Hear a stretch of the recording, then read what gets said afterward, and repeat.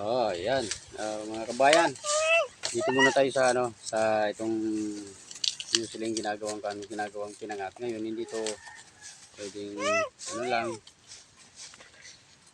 Ito siya yung madaling turo ko sa inyo kung bagi ko lang sa inyo mga kabayan kung paano yung pinakamadaling paggayat nitong yung pinatuyong laing. Ang sekreto pala nito mga kabayan ito, kailangan ibilad mo muna siya at para maging malutong ng konti. Ayan ayan mga kabayan, ganyan pinakamabilis na pag paghimay, hindi siya makunat. So kasi pagka siya malamig, malambot, medyo makunat. Ngayon ito, pinaarawan ko muna ng konti. Nilagay ko dito sa screen. Yung pinagbibiladan ko ng yung sisaron. Yan. Ang dali na niyang gayatin mga buhayan. Yan. Yung mahilig sa laing o kaya yung gabi. Yan.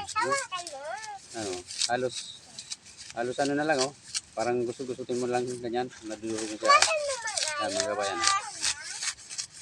Yan. Bilis na.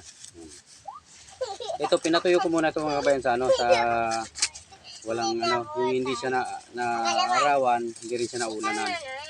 Yung lang siya natuyo siya. Ngayon, medyo natin siya yung pinalanta ng gusto.